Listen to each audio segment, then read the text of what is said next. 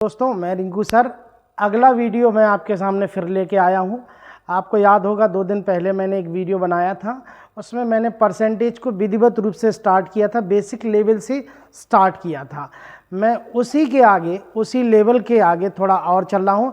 आज का लेवल, चूँकि मुझे ऐसा लगा कि पहले वीडियो में बच्चे ये सोच रहे होंगे कि लेवल थोड़ा डाउन है या ज़्यादा डाउन है, लेकिन सिंपल सी बात है, शुरुआत तो हम पहले ही स्टेप से करेंगे ना, पहली सीढ़ी से करेंगे। तो हम लोग पहली सीढ़ी जो लेके आए थे, पहले वीडियो में जो क्वेश्चंस लेके आए थे वो बहुत बेसिक थे। आज के वीडियो में आपको ज़रूर मज़ा आएगा, क्योंकि ये आज का जो लेवल है वो अच्छा लेवल है और वो क्वेश्चन है जो एग्ज़ाम ओरिएंटेड है। चलिए देर न करते हुए क्लास को शुरू करते हैं।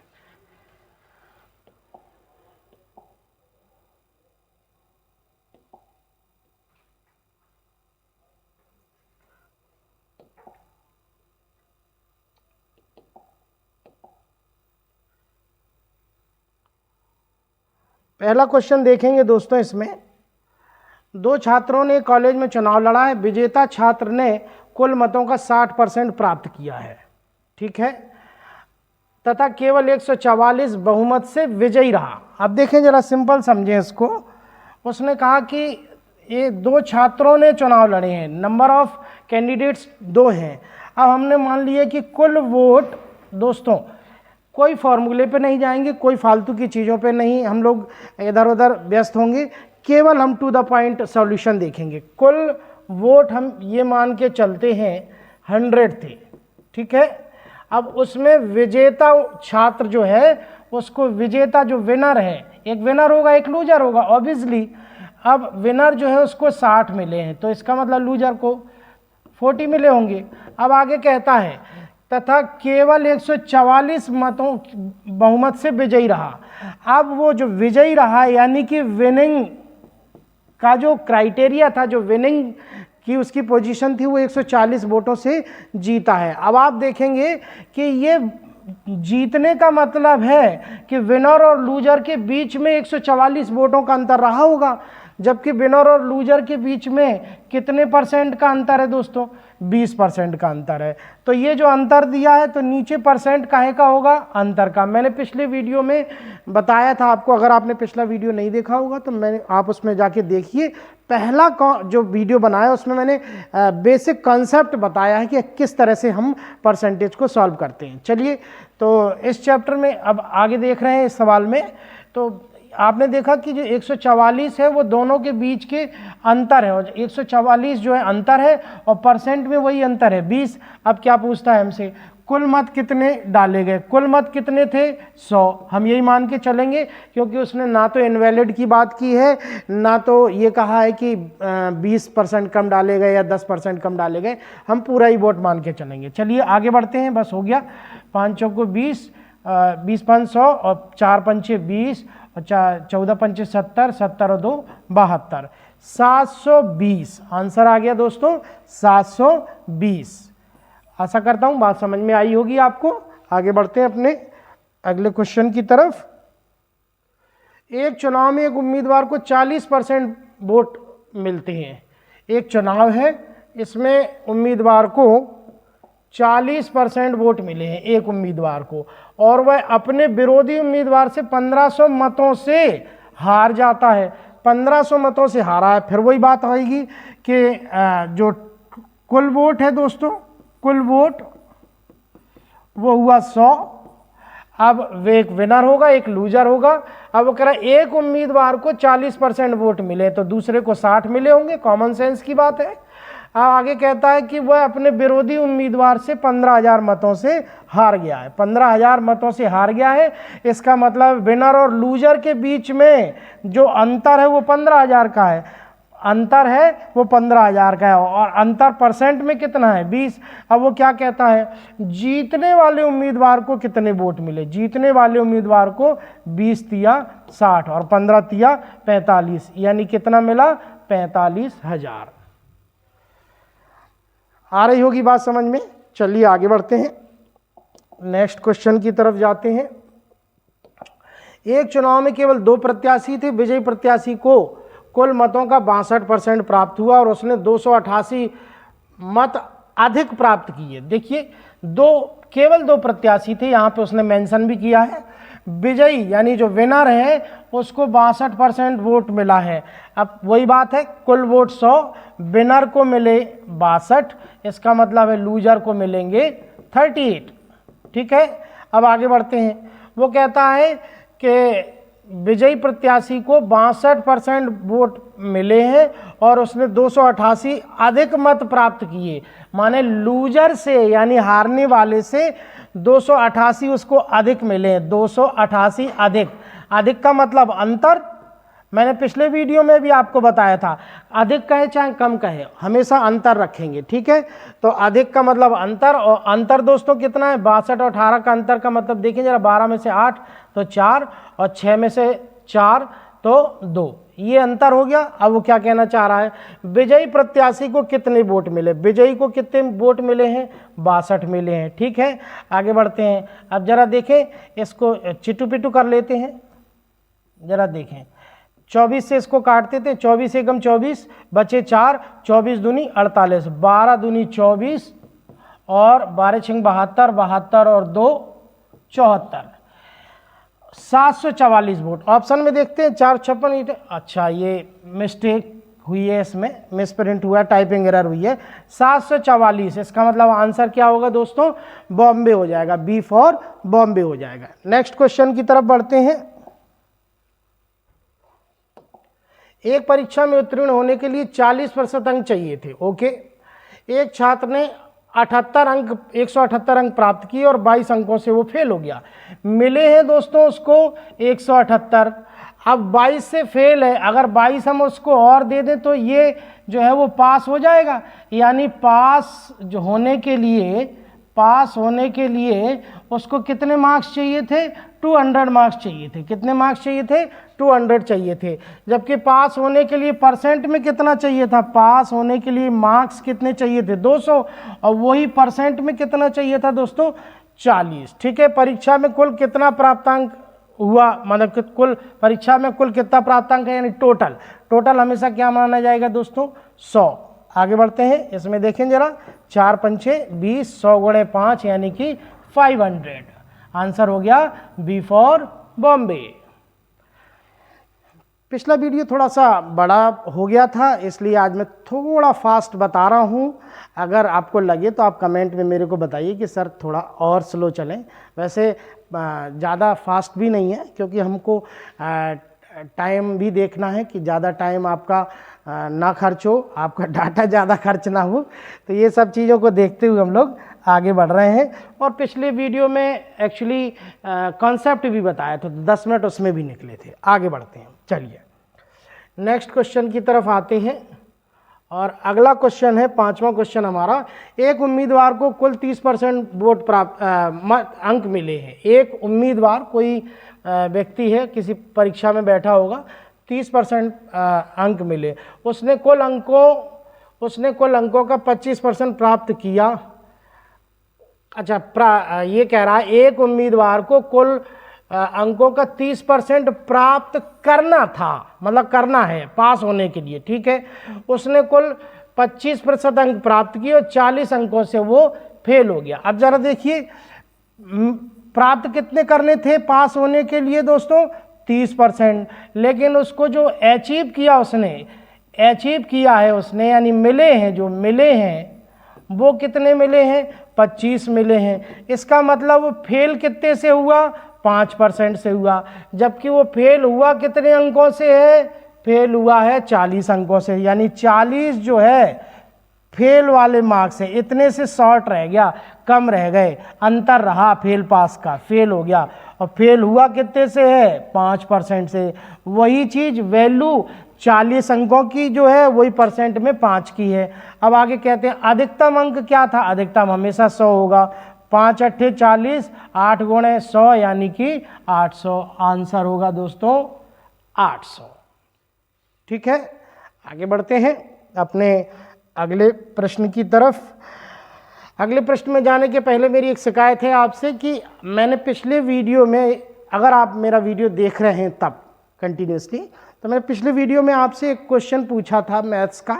एक पार्ट, एक क्वेश्चन का एक पार्ट पूछा था कि इसका आंसर आप अपनी तरफ से दें, लेकिन या तो आया नहीं, लेकिन ये नहीं कहा जा सकता कि इतने सारे बच्चों में से किसी को नहीं आया।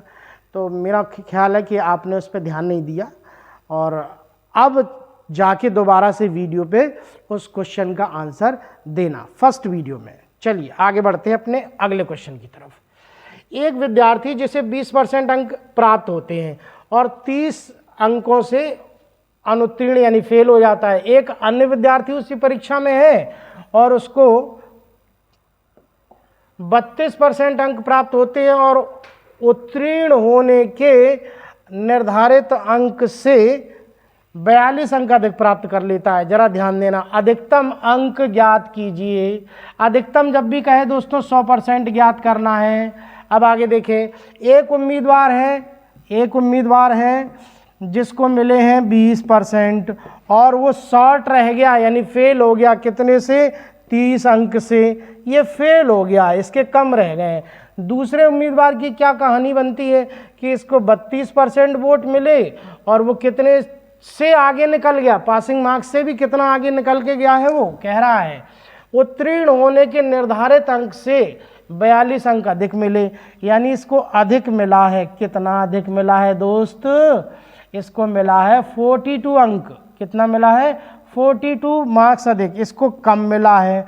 अब जरा देखें, पासिंग मार्क्स का अगर हम एक क्राइटेरिया निश्चित कर दें तो ये पासिंग मार्क्स से 30 पीछे था और ये पासिंग मार्क्स से कितना अधिक लेके आए? 42। इसका मतलब है कि इन दोनों के बीच में जो अंकों का अंतर है वो वास्तव में 42 और 30 यानी कि 72 का रहा होगा। कितना रहा होगा दोस्त? 72 का रहा होगा। कैसे? एक बार दोबारा समझते हैं। पहले वाले जो कैंडिडेट है उसको 30 कम मिले। किससे 30 कम मिले? पासिंग मार्क्स से 30 कम मिले हैं। और दूसरे वाले कैंडिडेट को पासिंग मार्क्स से 42 ज़्यादा मिले हैं। इसका मतलब ये 30 पीछे और ये यहाँ से 42 आगे, यानी कि दोनों के बीच में वास्तव में अंतर जो है वो 72 यानी 72 मार्क्स का अंतर है। ये क्या है बाबू? अंतर। और दोनों के बीच में मार्क्स का परसेंटेज जो मिला है उसका कितना अंतर है? उसका अंतर है 12। कितना अंतर है? 12। अब वो कह रहा अधिकतम अंक बताओ। अधिकतम हमेशा मानेंगे 100। 12 छिंग 72, 100 गुणे 6 यानी कि 600। आंसर हो जाएगा सी, 600 मार्क्स अधिकतम मिलेंगे। दोस्तों अगर आपने सवाल पहले कभी पढ़े हैं, अगर नहीं पढ़े तो कोई बात नहीं, अगर पहले कभी पढ़े हैं तो इसमें आपको ये बताना है कि पासिंग मार्क्स कितने थे, पास होने के लिए कितने मार्क्स की ज़रूरत थी। अपना आंसर मुझे कमेंट में भेजें। चलिए आगे बढ़ते हैं। नेक्स्ट है 7वां क्वेश्चन देखते हैं। एक पुस्तक के 50% पेज सफ़ेद है, ओके, शेष 40 शेष के। अब जरा देखें दोस्तों, जब भी क्वेश्चन ऐसा आए तो इसमें दो तरह की डिजाइन आती है क्वेश्चंस की, मतलब दो तरह के क्वेश्चन होते हैं। पहला क्या होता है कि या तो ये कहेगा कि एक व्यक्ति 40% मनोरंजन पे खर्च करता है, 10% बच्चों के खाने पे खर्च करता है, 20% इसमें खर्च करता है, तो हम सबको जोड़ते चले जाएंगे और कुल में से उसको बता देंगे कि इतना कुल खर्चा हुआ है तो इतनी बचत हो। लेकिन कभी कभी ऐसे बोलता है, जैसे सवाल में कहा है क्या कि एक व्यक्ति इतना 20% खर्च करता है शेष का, तो जब भी शेष का कहे ना तो उसको कैसे सॉल्व करेंगे जरा देखें, ध्यान दें। वो कह रहा है 50% पेज सफ़ेद है, हमने माना कि कुल पेज 100 होंगे, कुल पेज 100 होंगे दोस्त, कुल पेज। अब उसमें से 50% सफ़ेद निकल गए, शेष का देखो यहाँ पकड़ेंगे, शेष के 40, तो शेष क्या बचे 60। अब जब उसमें से शेष बचे 50, क्योंकि 50% सफ़ेद निकल गए हैं तो 50 ही तो बचे हैं। अब 50 का 40 जो है वो कैसे हैं? हरे हैं, तो 40 हरे हैं, तो 40% जब हरे हैं तो शेष कितने बचे होंगे? ध्यान देना, 100 थे कुल, 50 सफ़ेद थे, 50 में निकल गए तो 50 बचे। अब जो 50 बचे उनमें से 40% हरे हैं, तो शेष बचे पेज पीले होंगे, तो शेष कितने बचे होंगे, जब 40 निकल गए तो 60 ही तो बचे होंगे, तो 6 पंचे 30, यानी कि कितने हुए, 30% हो गए। अब आगे देखते हैं, जो वो कह रहा है कि ये कौन से हमारे आए, शेष पेज, शेष आ गए कितने, पीले वाले, पीले कितने हैं 30, और पीले की संख्या क्या है दोस्त, पीले की संख्या है 150, तो जो दिया जाए उसका परसेंट नीचे, पीले की संख्या परसेंटेज संख्या 150% 30। अब कह रहा पुस्तक में हरे रंग के कितने पृष्ठ हैं। अब हरे रंग के देखें जरा, 50 बचे थे, 50 में से दोस्तों यहाँ देखें 50 थे, 50 में से 40% हरे थे, यानी कितने थे, 5 को 20, कितने थे दोस्त, 5 को 20, 3 बचे 15, 0 से 0 काट दिया 15, और 20 5 100। इसका मतलब आंसर क्या आ गया, ये लिखा है आंसर, यहाँ हम छोटा थोड़ा लिख देते हैं, ये हो गया आंसर। बात समझ में आ रही होगी। आगे बढ़ते हैं। किसी लाइब्रेरी में 40% पुस्तकें अंग्रेजी की, शेष पुस्तकों में से, पिछले सवाल जैसा ही है ताकि आपको थोड़ा प्रैक्टिस का मौका मिले, 40% अंग्रेजी की है, ओके, 40% अंग्रेजी है, शेष पुस्तकों में से 40% हिंदी में और शेष पुस्तकें क्षेत्रीय भाषा की। हिंदी में यदि कुल पुस्तक 4800 है, कौन सी हैं ये, हिंदी की हैं। जरा देखें, कुल 100 पुस्तक मानेंगे, 100 में से 40% अंग्रेजी की निकल गई, इसका मतलब है कि 60 बची हैं, 60 में से 40 शेष पुस्तकों में से 40% हिंदी है, तो 60 का 40 कितना होगा, 60 का 40% कितना होगा दोस्त, 60 का 40%, परसेंट का मतलब है हटाना इसको, और नीचे 100, 1 2 1 2 6 चौको 24%, कितनी होंगी, 24% हो गई। ये कौन सी हो गई दोस्त, हिंदी की हो गई, हिंदी की हो गई है। अब हिंदी की पुस्तकों की संख्या कितनी बता रहा है वो, 4800, 4800 जो है वो हिंदी की है, तो नीचे परसेंटवा का है का बबुआ, हिंदी का रखेंगे, तो हिंदी का कितना हुआ, 24। अब कह रहा लाइब्रेरी में कुल कितनी मानते हैं, 100, 24 दूनी 48, ये कितनी हुई, 200, 200 गुणे 100 बोले तो 2000। ठीक है दोस्तों, आगे बढ़ते हैं अपने अगले प्रश्न की तरफ। नेक्स्ट क्वेश्चन है, कहता है स्वाति अपनी आय का 40% कौन नहीं मेरे भाई, खाने पर, टाइपिंग एरर हो जाती है, खाने पर, स्वाति अपनी आय का 40% खाने पर, 25% घर के किराए पर। अब जरा देखिए, मैंने शुरुआत में जब ये क्वेश्चन अभी आए थे, 2 क्वेश्चन पहले मैंने कहा था कि इसमें 2 डिजाइन होती हैं। पहला ये होती है कि सीधा सीधा देगा कि एक व्यक्ति अपने खाने पर 10% खर्च करता है, 20% बच्चों की शिक्षा पर, 30% मकान किराए पर, तो सीधा सीधा हम सबको जोड़ते चले जाते हैं। और जब ये कहते शेष का, तो मैंने 2 सवाल ऐसे बताए हैं जो शेष का करके निकालते हैं। अब ये वो सवाल है जो पहली वाली डिजाइन है, ये यानी पहली तरह का सवाल है। 40% खाने पर, 25% घर के किराए पर, 15% मनोरंजन पर, और 5% अपने ट्रांसपोर्टेशन यानी आवागमन पर खर्च करता है। देखें जरा कुल कितना खर्च हुआ, कुल आय तो हो गई 100, अब उसने खर्च कितना कर दिया, कुल खर्च हुआ बेटा 40 20 65 हो गया, 65 और 15 80 हो गया, 80 और 5 85 हो गया। फिर से समझते हैं, 40 एक जगह खर्च किया, 20 एक जगह, 25 एक जगह खर्च किया, कितना हुआ 65, 65 और 15 एक जगह खर्च किया, 80, 80 और 5 85।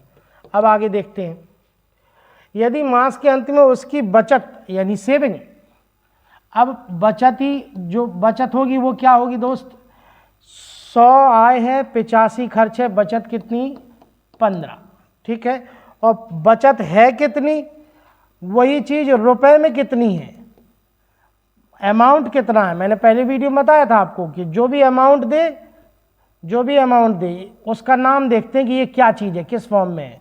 तो ये बचत है तो नीचे परसेंट काहे का, बचत का, तो बचत का परसेंट नीचे रख दिया। आगे देखते हैं क्या पूछना चाहो, उसकी मासिक आय क्या है। मासिक आय हम क्या मानते हैं, कुल आय 100, कितनी मानते हैं 100। अब जरा देखो 15 अट्ठे 120 कितनी बार कट जाएगा, ये जगह नहीं, थोड़ा जगह बना ले। 15 अट्ठे 120 80 बार कट जाएगा। अब 80 गुणे 100 यानी कितना हो जाएगा 8000। आंसर क्या आया, सी। आंसर आ गया दोस्त, सी आ गया। बात समझ में आ रही होगी मेरे ख्याल से। चीज़ें अगर ना समझ में आए तो आप कमेंट कर सकते हैं और दोबारा से सवाल पूछ सकते हैं, मैं आपको सॉल्यूशन भेजूंगा। आगे बढ़ते हैं।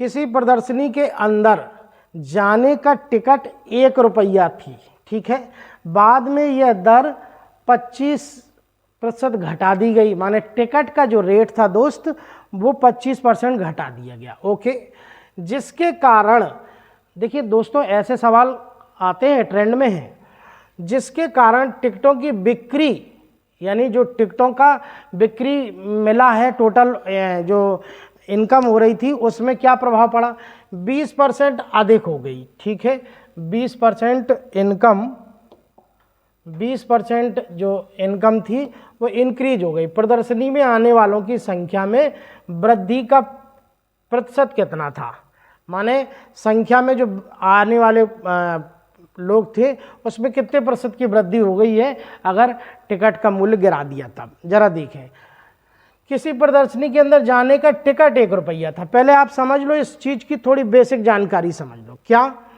जब भी बिक्री हम देखते हैं, बिक्री, तो बिक्री 2 चीज़ों पे डिपेंड करती है, किसी भी चीज़ की बिक्री, और ये कॉमन सेंस की बात है।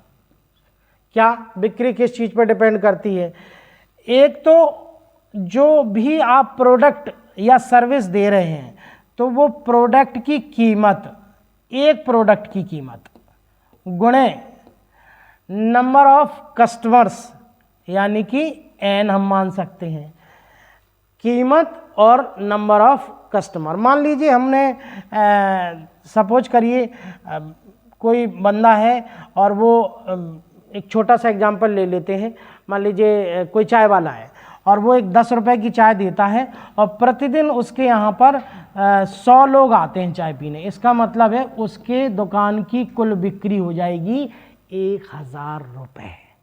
ठीक है, इसको ध्यान में रखेंगे। अब जरा देखते हैं, आने वाले, किसी प्रदर्शनी के अंदर जाने वाले का टिकट 1 रुपये था, 1 रुपये टिकट था। ध्यान देना दोस्तों, 1 रुपये टिकट माने हम इसको कह सकते हैं 100 पैसे टिकट, इसलिए थोड़ा कैलकुलेशन हमारा ठीक रहे, गड़बड़ा ना जाए, आपको कन्फ्यूजन होगा और कुछ नहीं। 100 पैसे की टिकट थी।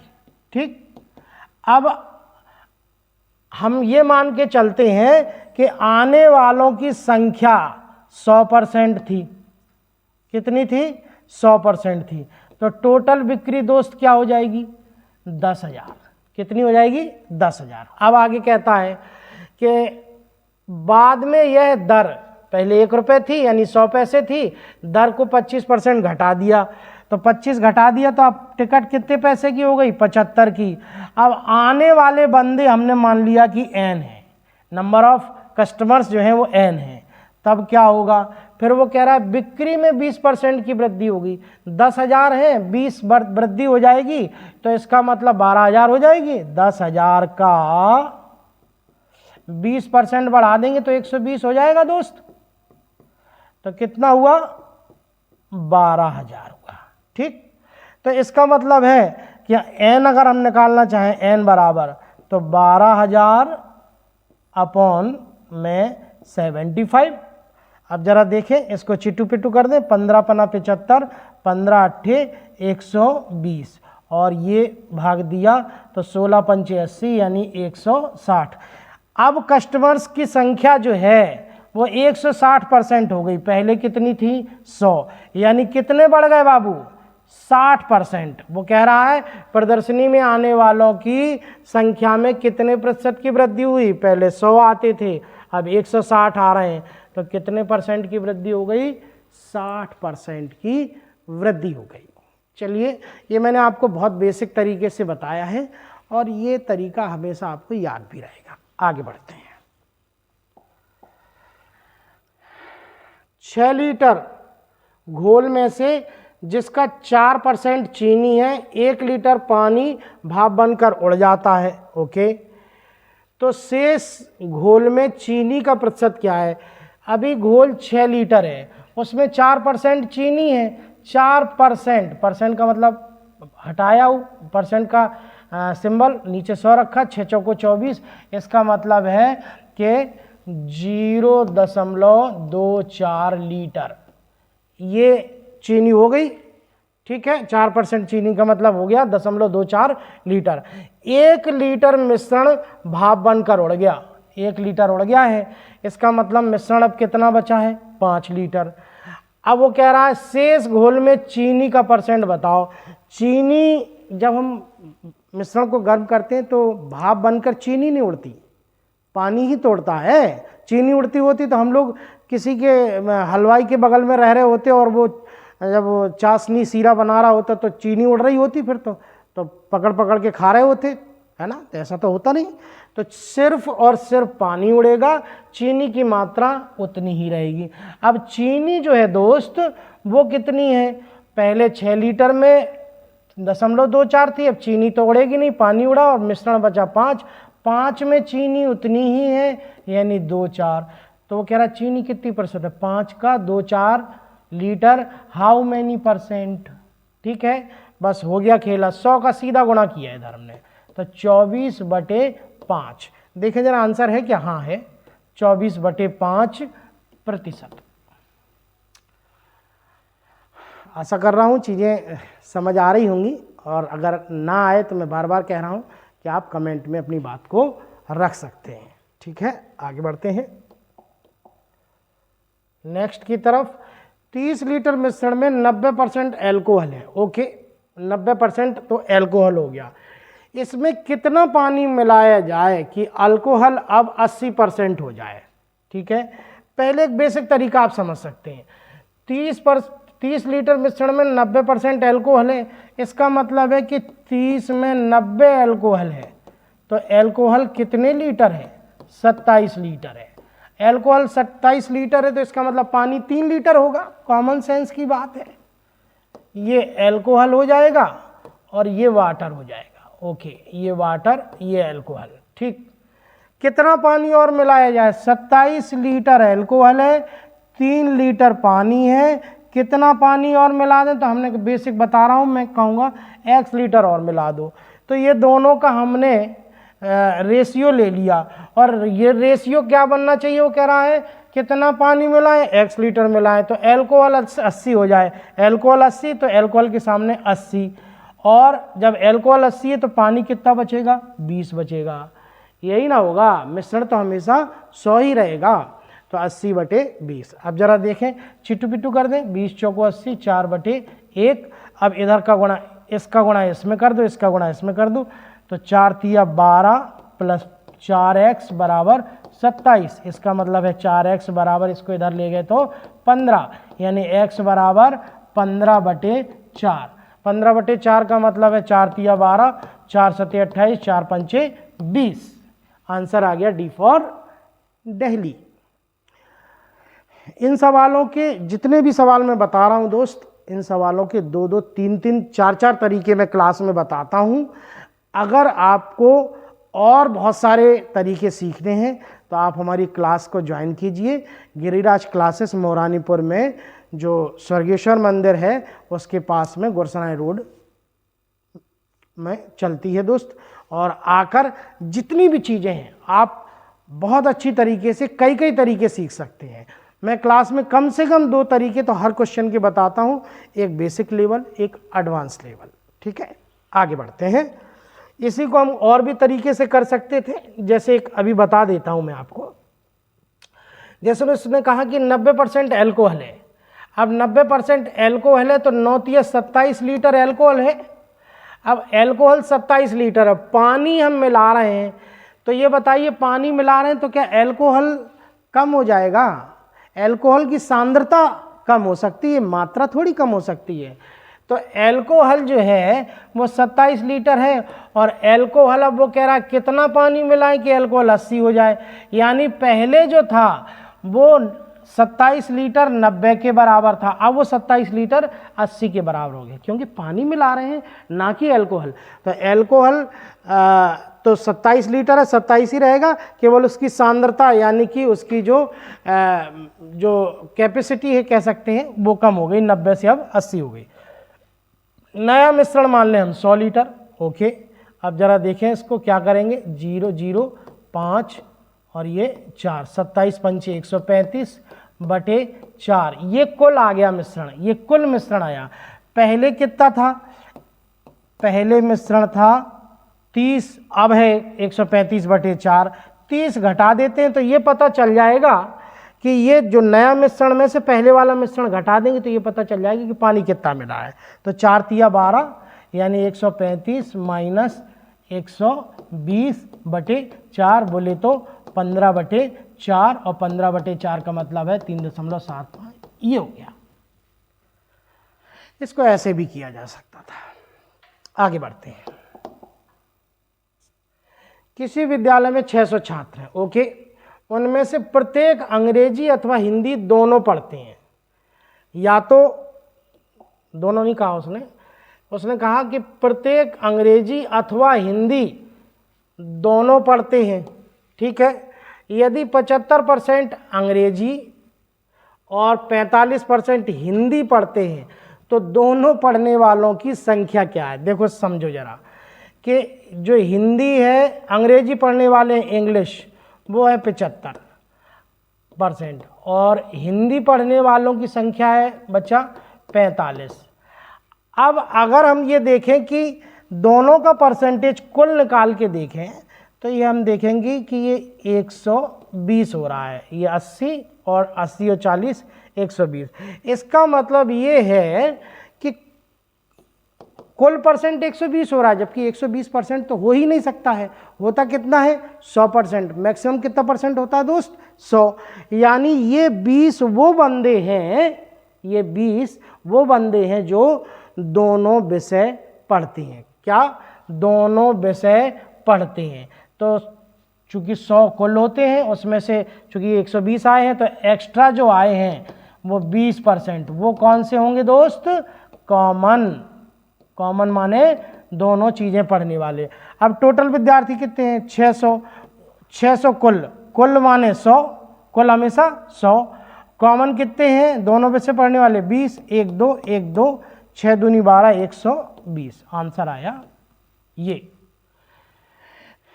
इसका दायरा थोड़ा और बढ़ाते हैं, जरा ये समझते हैं, और इससे प्रूफ भी होगा आपको, चीज़ें क्लियर भी होंगी, प्रूफ भी होगा। क्या, अगर कॉमन 20 हैं तो जरा देखें, 75 हो गए इंग्लिश, ये तो सवाल तो सॉल्व हो चुका है, मैं कुछ एडिशनल आपको जानकारी दे रहा हूँ। 75 ये हो गए, 45 हो गए हिंदी वाले, 20 जो हैं वो दोस्त कॉमन हैं। 20 कौन से हैं, कॉमन हैं। तो इंग्लिश वाले, हिंदी वाले और कॉमन वाले, जब हम इससे ऐसे घटा देते हैं तो इससे आता है कि कुल जो है, कुल चाहे वो छात्रों की संख्या हो, चाहे कुछ भी मान लो, कॉफ़ी पीने वाले, चाय पीने वाले, बर्गर खाने वाले, तो ये कुल संख्या आ जाती है। तो देखो जरा कुल संख्या कितनी आ गई, पूरी 100 आ गई, क्योंकि ये दोनों मिलके 120, 120 में से 20 चले गए तो ये 100 बचेगा। ओके, आगे बढ़ते हैं। किसी पार्टी में 70% व्यक्ति कॉफ़ी और 65% सॉफ्ट ड्रिंक पीते हैं। अच्छा सवाल है, ध्यान देना जरा। पार्टी में 70% तो कॉफ़ी पीते हैं, 65% soft drink, Coca Cola. Coca Cola मतलब ठंडा, मतलब कोका कोला नहीं, ठंडा मतलब टॉयलेट क्लीनर। मैं किसी कंपनी का प्रचार नहीं कर रहा हूँ और ना किसी की बुराई कर रहा हूँ, लेकिन जो स्वास्थ्य के लिए हानिकारक है उससे दूर रहिए। तो 70% कॉफ़ी पीते हैं, 65% सॉफ्ट ड्रिंक पीते हैं, 27 व्यक्ति कुछ नहीं पीते। 27% कैसे हैं, कुछ नहीं पीते हैं। ओके, और 248 व्यक्ति जो हैं वो कॉफ़ी या सॉफ्ट ड्रिंक दोनों पीते हैं।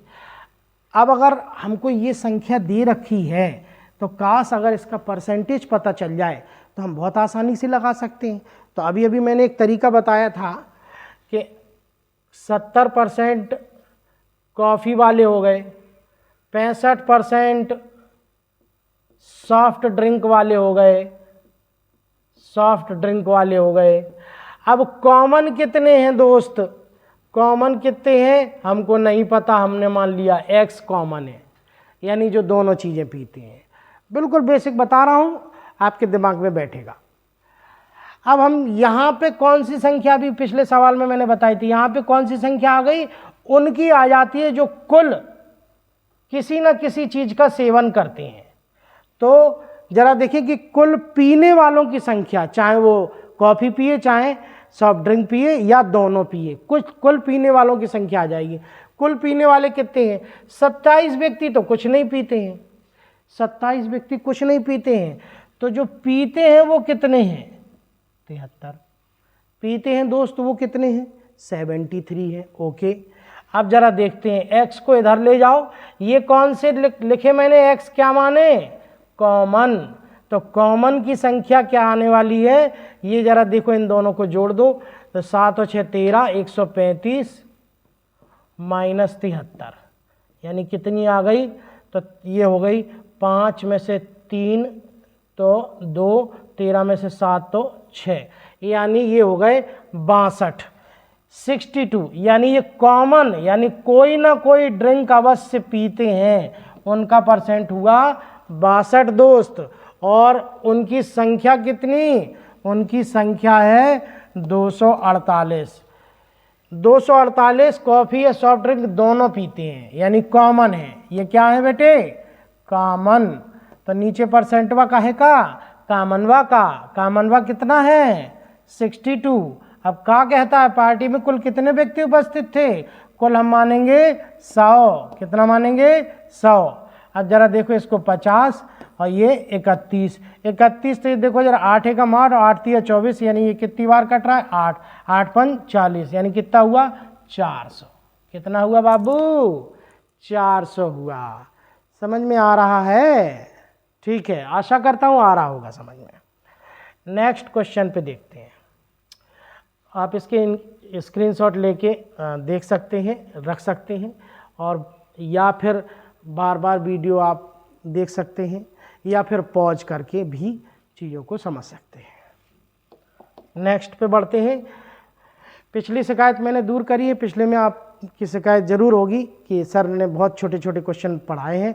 शुरुआत मेरे बच्चे पहले स्टेप से ही होती है। सबसे ऊपर भी अगर जाना है तो पहली सीढ़ी चढ़नी पड़ती है। ये नहीं होता है कि ऊपर जाना है तो हमने 8वीं सीढ़ी पे सीधे छलांग लगा दी, पैर टूट जाएंगे, खेल खत्म, पैसा हजम, है ना।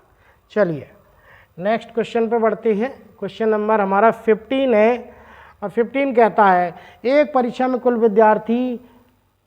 विद्यार्थियों का 35% हिंदी में, 45% अंग्रेजी में तथा 20% दोनों में फेल हो गए। ओके, देखो 35% हिंदी में, 45% अंग्रेजी में, दोनों में फेल हुए बाबू इतना।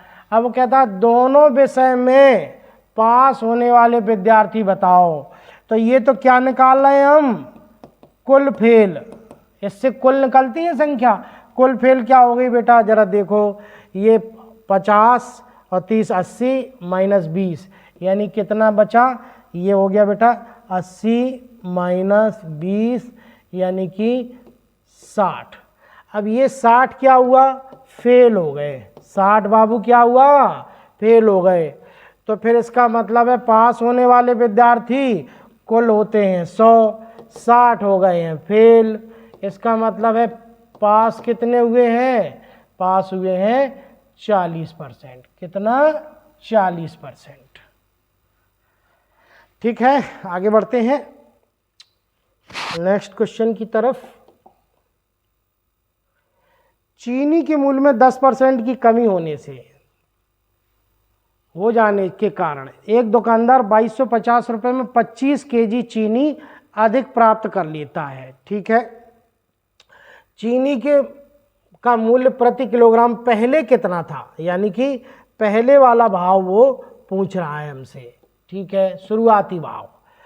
अब जरा देखें क्या करने वाले हैं, जरा समझें। वो कह रहा है कि 2250 रुपया में, इसको ऐसे समझ सकते हैं कि मान लीजिए आप चीनी आपके घर में आती है, कुछ फिक्स अमाउंट में आती है, फिक्स मात्रा में आती है, क्वांटिटी में आती है, और वो सामान लेने, मान लीजिए जो भी किराने का सामान होता है वो आपके पापा गए लेने, वहाँ से लौटे, पता चला मम्मी ने कहा कि अरे इसमें तो आप चीनी भूल आए, तो आपके पापा ने इतने पैसे दिए और कहा कि जाओ चीनी लेके आओ। तो चीनी लेके आओ, तो आपने पापा से कहा कितनी चीनी लानी, पापा ने कुछ नहीं, वो दुकानदार अंकल दे देंगे, वो जानते हैं सब कुछ। ठीक है, आप गए दुकानदार के पास, उन्होंने कहा, आपने कहा दुकानदार से कि अंकल चीनी दे दो, पापा ने कही है। ओके, उन्होंने चीनी दे दी।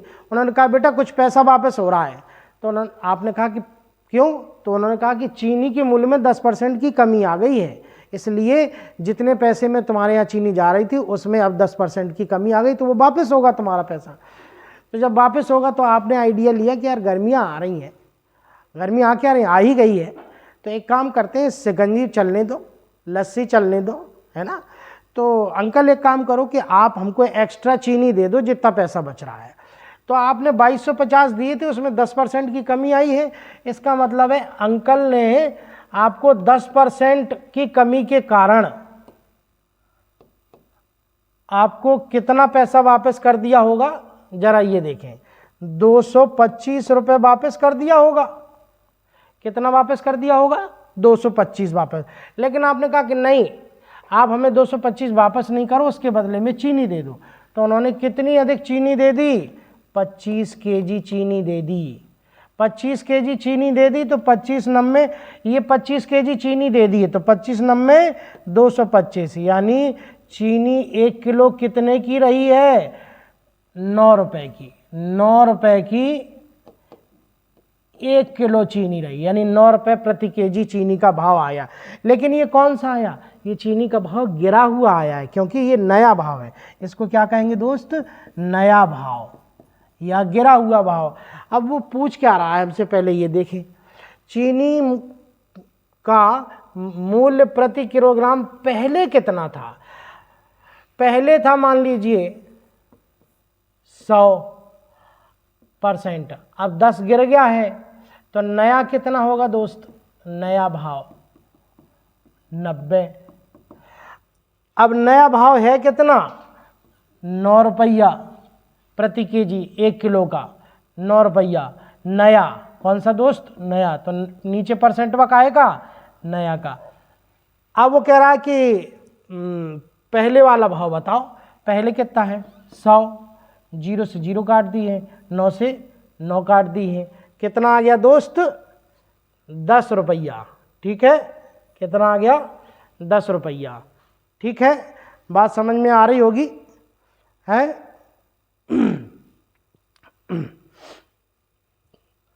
आगे बढ़ते हैं, नेक्स्ट क्वेश्चन की तरफ दोस्त बढ़ते हैं आगे।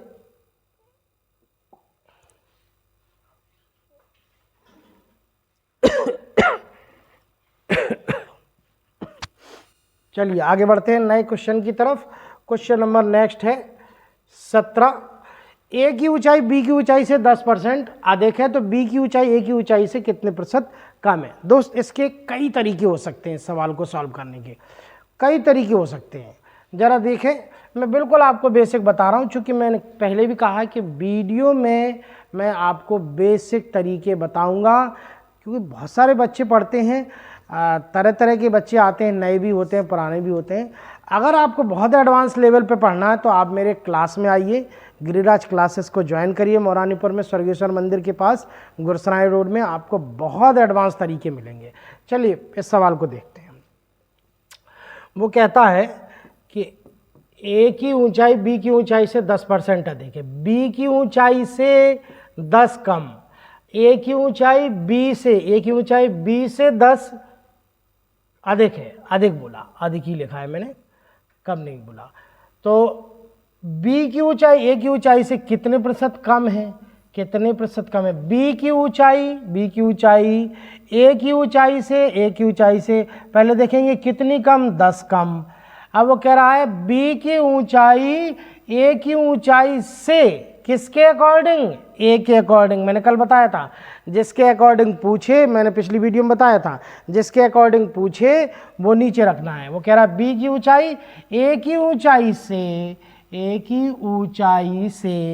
ऊंचाई से कितनी कम? 10 कम। यानी 10 जो है वो 110 के अनुसार चलेगी। तो अब जरा देखें क्या हो जाएगा दोस्त, 1 0 से 1 0 कट जाएगा, 100/11। 100/11 बोले तो आंसर दिल्ली हो जाएगा, यानी डी फॉर दिल्ली। ओके, आगे बढ़ते हैं नेक्स्ट क्वेश्चन की तरफ। कहता है x का मान y के मान से 25% कम है। ओके, अब जरा देखें दोस्त, यही बेसिक तरीका पकड़ते हैं। x का मान y के मान से 25 कम है। ये अगर y 100 है तो x 75 है। ओके, y का मान, अब कह रहा y का मान x के मान से कितना देखे, y 25 है देखे। किससे पूछा, किससे है? y का मान x के मान से, यानी x के अकॉर्डिंग पूछ रहा है। जिसके अकॉर्डिंग पूछे वो नीचे इंटू 100। 25 से कम 25 और 25 दिया 75, 100/3। 100/3 बोले तो या तो आंसर होता 33 सही 1/3 या 33.33। यहाँ तो सीधा ही सीधा रखा है, यानी आंसर हो गया। नेक्स्ट क्वेश्चन की तरफ देखते हैं। क्वेश्चन नंबर 19 है, चाय के मूल्य में 25% की वृद्धि कर देने से उसकी खपत में कितने प्रतिशत की कमी आ जाए कि खर्च में कोई परिवर्तन ना हो? मैंने अभी इसी वीडियो में आपको बताया था कि अगर हम खपत और मूल्य को ले लें, खपत और मूल्य को, जैसे मान लीजिए हमने 5 किलो चीनी लगती है हमारे यहाँ पे, 5 किलो की खपत है और 30 रुपये किलो चीनी का रेट है। इसका मतलब है कि कुल खर्च जो होगा वो 150 ही होगा। इसी तरह से अगर हम देखें कि यहाँ पर वो कह रहा है कि चाय के मूल्य में 25% की वृद्धि हो जाती है। 25% की वृद्धि हो जाती है मूल्य में। मान लीजिए पहले की कंडीशन थी, पहले क्या कहानी थी कि 10 रुपया मूल्य था। एक छोटा बेसिक ले लिया आपने, कोई भी संख्या मान सकते हैं, 10 20 50 100 आप कुछ भी मान सकते हैं। अब मान लीजिए खपत होती थी 10 केजी की, तो टोटल खर्च क्या था 100। अब वो कह रहा है खपत हमको नहीं पता, वो कह रहा है उसकी खपत में कितने प्रतिशत की कमी कर दें। तो हमने कहा खपत उसकी मान लो x है इंटू, अब वो कह रहा है कि 25% की वृद्धि कर दो। 25% की वृद्धि हो जाएगी तो रेट 12.5 हो जाएगा। 10 की जगह 10 का 25% वृद्धि कर देंगे, 2.5 बढ़ जाएगा, यानी कि 12.5। लेकिन जैसे ही वृद्धि की गई तो अब वो कह रहा है इसकी खपत कितनी कम कर दें कि उसका खर्च ना बढ़े, यानी खर्च अपरिवर्तित रहे, खर्च जितना था उतना ही रहे। ये क्या था बच्चा? खर्च था, ये खर्च लिख दिया। x बराबर क्या लिखेंगे? 100/12 काट दिया, इसको आया 8। अब ये जो है पहले 10 की खपत थी, अब 8 की खपत हो गई। इसका मतलब है कि कितनी खपत कम करी? 2 केजी की। कितने में करी? 10 केजी में। कितना परसेंट हुआ? 20% हुआ। क्या हुआ दोस्त? 20% खर्च हुआ। ये बिल्कुल बेसिक तरीका मैं आपको बता रहा हूँ। मैं अपनी बात को रिपीट कर रहा हूँ कि वीडियो में एक क्वेश्चन के 2-2 3-3 तरीके बताने संभव नहीं है, क्योंकि वीडियो बहुत लंबी हो जाएगी और आप खुद ही बोर हो जाओगे और आप कहोगे कि कहाँ से ये सर पढ़ाने लगे, ये तो बहुत बोर हो रहा है, ये बहुत बोर कर रहे हैं और मेरा डाटा खर्च कर रहे हैं, जबकि हमको तो रील्स भी देखनी है, तो वो कैसे होगी? तो इसलिए मैं आपको एक क्वेश्चन का एक ही और बेसिक तरीका बता रहा हूँ। इनके बहुत एडवांस तरीके भी शामिल हैं जो आपको क्लास में मिल सकते हैं। नेक्स्ट क्वेश्चन, आज का अंतिम क्वेश्चन है दोस्त। मैं प्रतिदिन 20 क्वेश्चन कराऊंगा। आज का अंतिम क्वेश्चन है, एक मकान के कॉरिडोर की चौड़ाई 50% बढ़ा दी गई जाए और लंबाई 10% घटा दी जाए तो उसके क्षेत्रफल में क्या परिवर्तन होगा। जरा ध्यान दें दोस्त, उसके क्षेत्रफल में क्या परिवर्तन होगा। अब जरा देखो, इसको अगर हम बेसिक से लगाना चाहें तो ध्यान देना दोस्त, क्या करने वाले हैं। एक तरीका बेसिक है, एक फार्मूला है, फार्मूले से चुटकियों में लग जाता है, बेसिक से भी लग जाता है। चलिए मैं फार्मूला ही बता देता हूँ आपको, देखें जरा। एक फार्मूला बनता है दोस्त, इससे ज़्यादातर बच्चे लगाते हैं, plus minus X plus minus Y plus minus X Y upon 100। ठीक है, प्लस का साइन है कि वृद्धि होना, बढ़ना, और माइनस वहाँ यूज करेंगे जहाँ पर कमी हो। चलिए, तो वृद्धि का मतलब है प्लस और कमी का मतलब माइनस का प्रयोग करेंगे हम। तो 50% बढ़ा दी गई है, इसका मतलब है प्लस। ठीक है, कोई भी पहले बाद में लिख सकते हैं, कोई फर्क नहीं पड़ता, चौड़ाई या लंबाई कोई फर्क नहीं पड़ेगा। आगे बढ़ते हैं, और कमी कर दी गई 10, फिर यहाँ पे 50 गुणे 10 एक्स वाई का मान रखेंगे बटे 100। अब प्लस 50 और माइनस 10, तो यहाँ पर रिजल्ट आएगा माइनस। 50 में से 10 गए तो 40, 1 2 1 2, ये 5, ये आ गया 40 माइनस 5 यानी कि 35। दोस्तों यहाँ पे देख रहे हैं हम कि आंसर यहाँ पर 35% आया है, 35% आया। जब भी आंसर प्लस में आए तो इसका मतलब है कि बढ़ोतरी हो रही है, यानी कि बढ़ रही हैं चीज़ें, इंक्रीजमेंट हो रहा है। और अगर माइनस में आंसर आए तो माइनस सिंबल ये बताता है कि उसमें कमी आई है या घट गया है। तो आंसर फिलहाल में 35% है, प्लस में है, तो आंसर हो जाएगा सी, 35% की बढ़ोतरी। चलिए दोस्त, ये आज आखिरी सवाल था आज का इस वीडियो का। दोस्त ये आंसर की दे रखी है इस वीडियो का। अगर आपको कहीं कोई जो आंसर में डाउट हो तो आप तुरंत आंसर की में जाके देख सकते हैं। और दोस्तों आज का ये वीडियो यहीं फ्री हो रहा है, समाप्त हो रहा है।